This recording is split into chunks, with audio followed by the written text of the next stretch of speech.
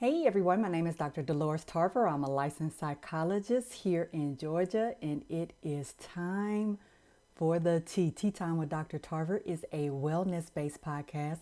It is not intended to be a substitute for a relationship with a licensed mental health provider.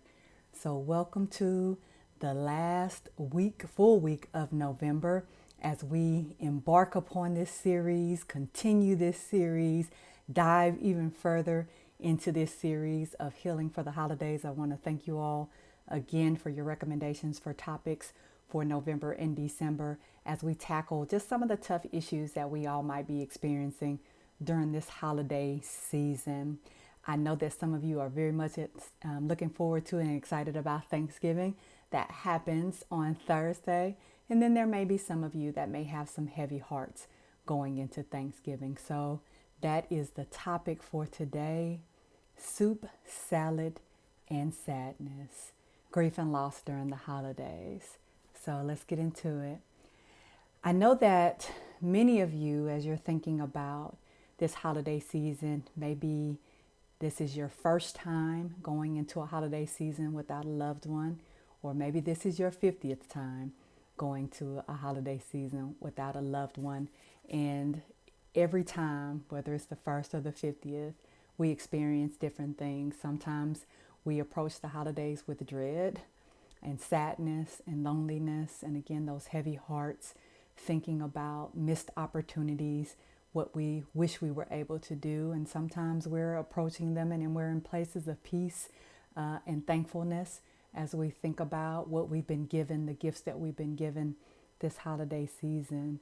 But there are a lot of people that are still struggling, right? So this, oftentimes we have a lot of death around the holidays. So this literally may be the first holiday since that death, or a year anniversary of that death.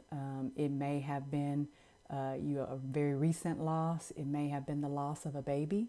It may have been a pregnancy that was a miscarriage, or that ended up with a spontaneous abortion, or some stillborn, unfortunately, baby that you birthed, but unfortunately were not able to experience that time and that gift of this loved one, this baby, this life, this joy that you were looking forward to. And so this Thanksgiving could be very, very hard for you.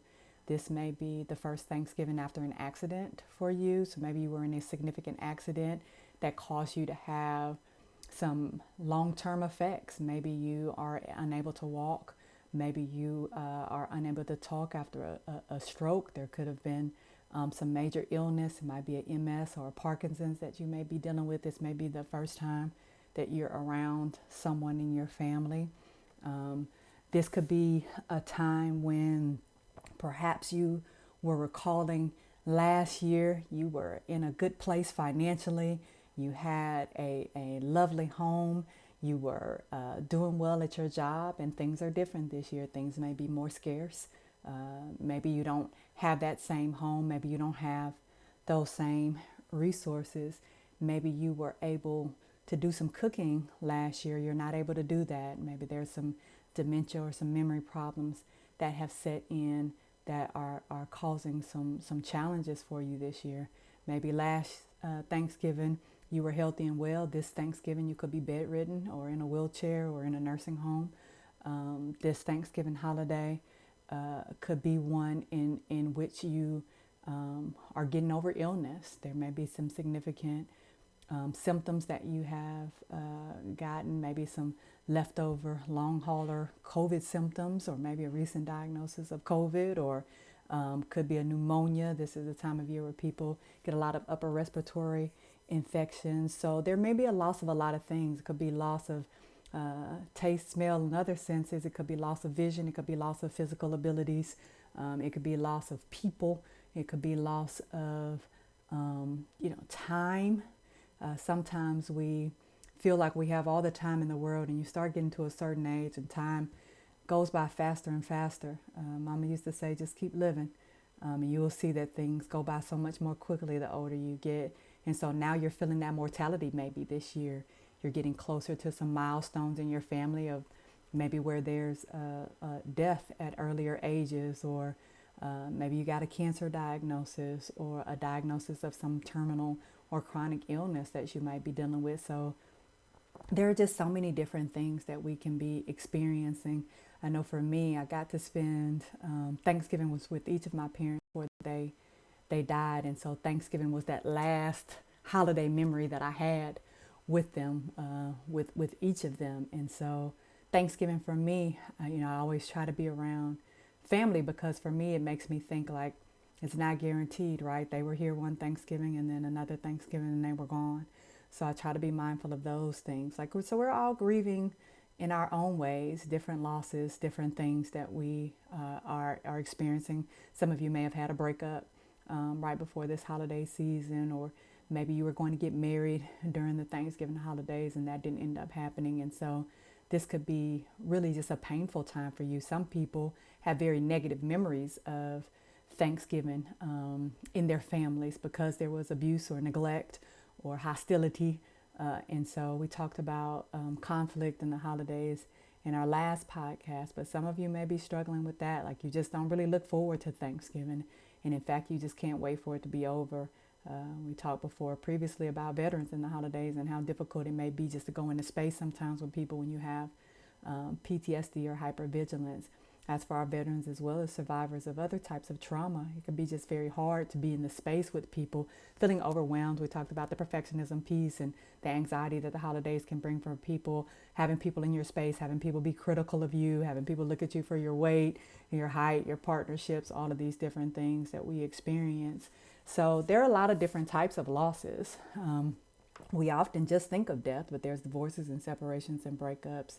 We've talked about the physical abilities that we could have lost, employment that could have been lost, financial resources that could have been lost. There might have been a bankruptcy that happened right before the holidays. You all are having to leave your home or get rid of cars or other assets because you're just not able to maintain them. We know that the cost of a lot of things are going up. So for some people, financially, they just may not even be able to afford to do Thanksgiving in ways that they previously were because they just don't have the resources to be able to do it. We have limited access to things in stores, so it's costing more for us to buy them. And so we're often having to downsize and scale back. And that's not only with food, housing, clothing, cars, all of these things that we're realizing maybe are luxuries, but not necessities, but it feels different. And so even though we're thinking, wow, in the scheme of things, there are so many other things that I may have, but those are losses too. Those transitions can be really hard on people. Retiring, this might be your first Thanksgiving after being a retiree. Retiring, we think that we're going to look forward to, but for some people it's very difficult because it was their social contact and their connection and it gave them meaning and purpose, and now they're missing that for the holidays. This may be your first Thanksgiving sober. And so you have not had to be around people when you haven't had something to either numb or suppress your pain. And so now you're really concerned about being around people sober. Are you going to be able to do that? Are you going to be able to maintain your sobriety with all of the different dynamics that can happen when we're interacting with people during the holidays, and particularly being around different substances? Right? So there is just so many ways that we experience loss and grief and pain and hurt and fear as we go into this holiday season. So let's kind of talk about some of the ways that we might be able to manage those things. So first of all, I'm a big fan of being honest with yourself. If you can't be honest with anyone else, please do take that time and be honest with you. It's going to be hard, right? So let's not pretend, let's not put on the face, let's not do all of the things that are avoidant in nature. But let me actually talk to myself about the fact that this is going to be difficult for the reasons I listed, as well as some other ones that you may be experiencing that I didn't list that are losses for you. So yes, it's going to be hard. And acknowledging that it's going to be hard allows me to actually be able to feel those emotions. We don't like to deal with those uncomfortable emotions, but they're important. It allows me to feel those emotions and be able to soothe them in healthier ways. You are going to grieve, right? You are going to grieve in some way. So let's make time and space for that grieving. It may be in the days leading up to Thanksgiving or Christmas. It may be in the days following. It may be the day of, the morning of, the night of, in the middle of the dinner when somebody is carving the turkey. but make space to experience your grief. And one of the things that I always encourage people to do, you know, I'm big on plans, right? All in the preparation. Even the best laid plans don't always work out, but at least they set us up to be more likely to get what we need. So I need to be talking to people about that this holiday is hard for me and why, and about how they can support me in it. So if you see a tear drop, let the tear drop. You know, you might just put a hand on my shoulder. You don't have to say a word. You don't have to fix it. You don't have to draw attention to it. But a hand on my shoulder, a hand on my hand. And again, we want to respect people's body boundaries and ask people what would be helpful to them, so that I can support you and you can be supported in this grieving experience. You may need a little bit of help with your food, right? Maybe you're not able to hold that fork or that knife in the same way. And so I don't have to draw attention to that or make you feel uncomfortable when I just reach over and go ahead and take care of that for you. Or maybe it's already cut up by the time the plate gets to you, right? And so I'm taking care of you without having to let people know that I am.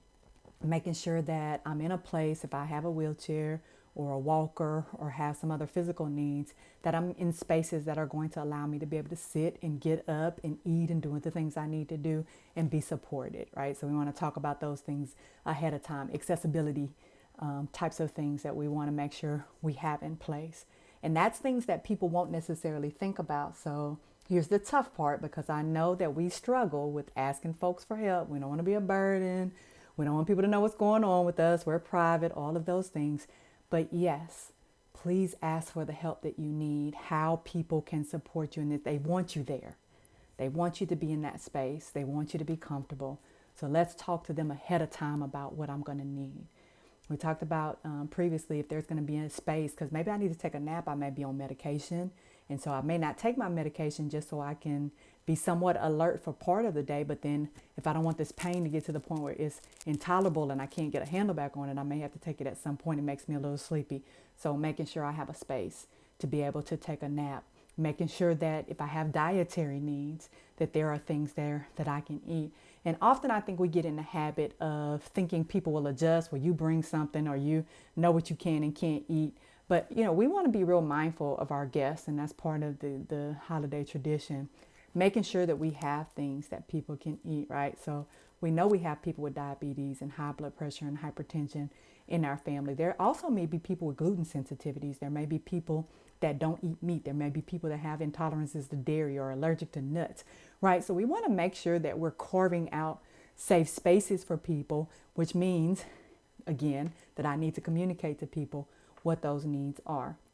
And it may be that a person doesn't feel like, well, I can't accommodate all of those things, and that's okay, right? So I need to know that ahead of time so I can govern myself accordingly. Do I want to go? Do I want to bring my own food, or do I want to have something at my house and come and interact with you all after I've eaten there and I've gotten what I've needed there and just come over for the fellowship?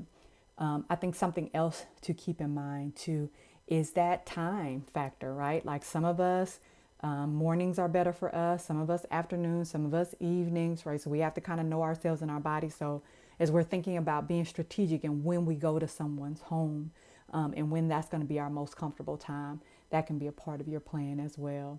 When you wake up in that morning, I think it's important for you to start your morning, whatever you do that gives you peace, whether that's prayer or journaling or meditation, grounding exercises, breathing, yoga, working out, whatever it is that brings you music in that perfect peace, right? I can't be perfect, but I can have perfect peace. Then those are the things I encourage you to do that morning as well for your self-care. Because you're going to need more of that in this particular moment as you're dealing with loss and preparing to be around other people, because we do know that that can take a lot of energy from us. And I do not want you to place high expectations on yourself. I want you to be realistic, right? Accept your limitations. What am I going to be able to handle if I don't know? I want to always err on the side of light. Let me do less. Less is more, right? So let me, I might want to only be there for an hour, a couple hours, and I might want to go back home and do some more soothing, or I might want to have some soothing. I might want to do some memorial things that morning and take that time to convene with my loved one or manage my illness, right? Because, you know, again, if I have GI issues or pain, sometimes morning can be real hard on a person trying to wake your body up, get loosened up, get your stomach under control. being able to manage that. I may need to lay back down, take some medical, right? So I may want to be very thoughtful about the morning time being that sacred time of space and peace for me, or memorial for me. So in memory of, right? In church, we always used to say, "This do in remembrance of me," when we would take communion. It was also in the pulpit on the I'm not actually sure what that's called, but where we can keep the communion items. This do in remembrance of me. You can see I'm not on my church etiquette. So what can I do in memory of people? There may be candles I want to light, a memory box. There might be a collage. There may be something I want to donate in honor of a person. There may be money or items they had. Might want to go purchase things and donate them. I might want to go serve somewhere and donate food, or pass out food, or serve to other people in honor of this loved one. I might want to plant something in honor of this loved one. Something might already be planted that I want to water and have a ceremony for. I may want to adopt a family myself for the holidays. There may be an ornament that I want to make or create in honor of this person. Maybe a moment of silence that I want to have. There may be things that I have in my possession that are very cherished from this loved one that I might want to give to other loved ones who may also be grieving. We might want to have a shared moment that morning. We might want to have a balloon release, might want to have an opportunity to sit out over the sunset, or a sunrise, and really just commune with nature. May want to put our feet in the dirt, touch the earth. We may want to go by a gravesite. We may want to have, if we have had our loved ones cremated and we have a vase or some jewelry or something with their ashes, we might want to take some time with those things. So there's a lot of things that you can do in honor of and in memory of, if that is the reason for the loss and the grief that you're experiencing, in order to orient your day and give yourself that time, right? Because I'm all about setting aside that time for us to grieve and to feel. So I might want to do that in the morning time, or we might want to have a morning event. I might want to come back and do that in the evening as the sun is setting. But you go ahead and figure that out. That's part of that plan, what you want to do for that day. It may be very important that you have a therapy session leading up to or very close to that day to really talk about your strategies, how you're going to manage if you are grieving, if something does happen, if you are triggered, how you're going to be able to manage that so that you can make sure you have your wellness plan in place for that day. Because the goal is not to grieve. The goal is not to cry. The goal is not to hold it together and not let anybody see you because we feel like having emotions is weak. The goal is for you to feel what you feel, how you feel it when you feel it, right? So that's us being in tune with ourselves and not denying ourselves or dismissing ourselves or muting ourselves in our feelings. There may be a new tradition you want to start because there, again, may be things that are different. There may be new people added to the family. There may have been a divorce, a separation, a breakup. There may be people that aren't there anymore, right? And so we may want to start something new. Oftentimes families may decide, hey, especially as I think about a loss of a child. And sometimes we want to just have that space with that immediate family to love on each other, to support each other. So we may want to do something different in a tradition in that way. And we want to honor people in whatever feels good to them and not put pressure on people that they have to be with us. I know that we love folks and we want them to be in fellowship with us, but give people the space to do what's important for them, what they need to do for themselves and their families, even if it is not what you desire, right? And that's about us sharing space. Because again, it does not have to be on this day we gather. We can gather on any day. It's not about the date. It's about the fellowship. And we can fellowship anytime, right? When two or three are gathered. You may want to, in honor of this particular day, really get a playlist together, right? Of music, of smells, of sounds, of things that you like to see visually that are healing, that are comforting during that time. And don't put yourself on a restrictive schedule, because that's the other thing we like to do. We like to have control.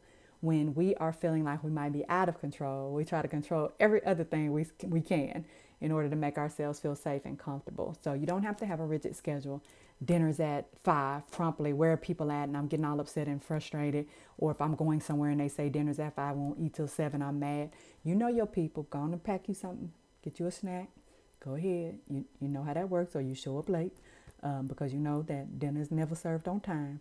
We know that past behavior is the best predictor of future behavior, so don't stress yourself all out because you already know it's going to be late, and that's okay, right? And if you're the person hosting, you make sure you have some snacks and hors d'oeuvres for people to have so that they may be able to eat before they pass out, because we don't want anybody having a glycemic event. Let go of that perfectionism. Like, things are not going to be perfect. It's not going to go as planned. And even though we're talking about ways to plan, that doesn't mean things are going to work out exactly the way that you want. Give yourself some grace. Be kind to yourself in this process. I will do everything I can to set myself up to be successful. But if I do not end up doing it in the way that I planned, that is okay. It will work out the way that it needs to work out. You might want to skip certain events. There just may be certain things that you're not ready for this year, that you really can't figure out the logistics for, whether that's an ability or a financial issue or grief and loss, being around people that make you uncomfortable, whatever it may be. Cannot work that out? Okay, let's skip that. Let me not put pressure on myself to try to force something to work that doesn't work. Again, that's when I can create a new tradition or do something different.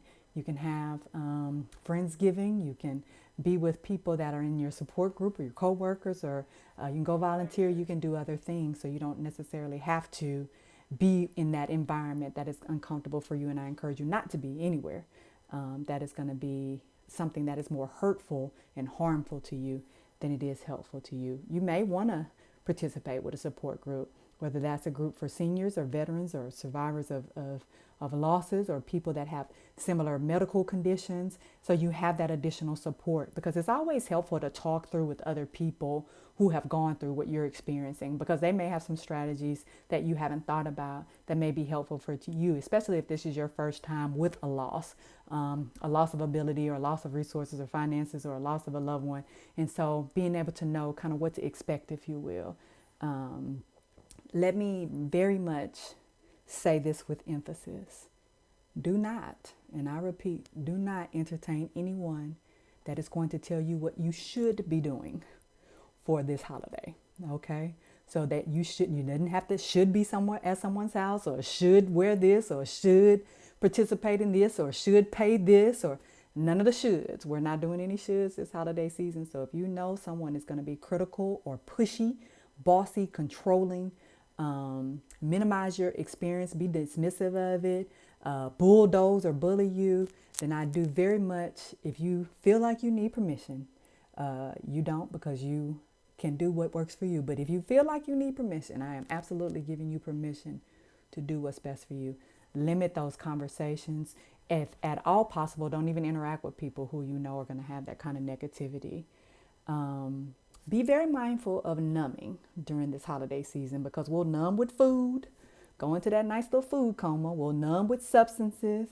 We'll numb on those video games. We'll numb on those holiday shows. I know you all like a good Lifetime and what is the other one? Hallmark Channel movie, to drown your sorrows in somebody else's love story.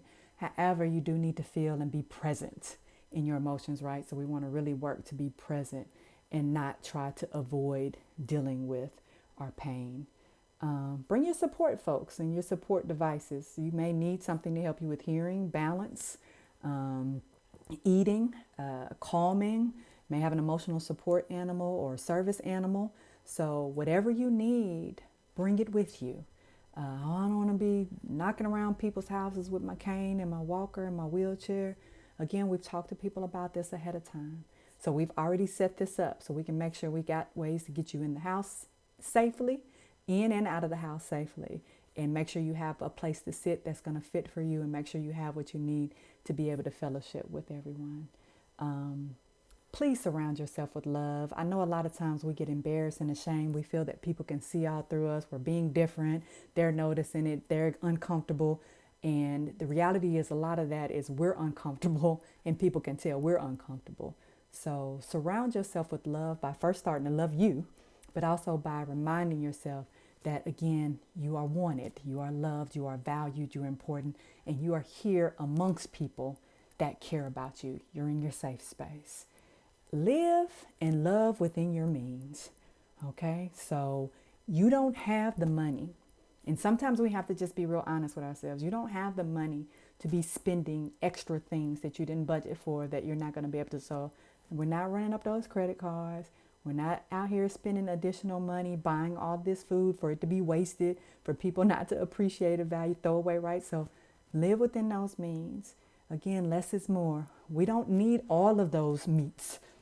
We don't need 16 meats at the gathering, okay, right? So let's think about ways we can pare down this year. And loving within your means do not overwhelm yourself emotionally with other people's stuff. And don't overwhelm yourself emotionally by putting yourself in places that are going to be harmful, triggering, overwhelming, critical, unwelcoming, belittling of you, right? So safe spaces. Holidays are about safe, loving, nurturing spaces. Happy Thanksgiving. However you celebrate that, with whomever, however, and with whatever means that you are in, then by all means, be well.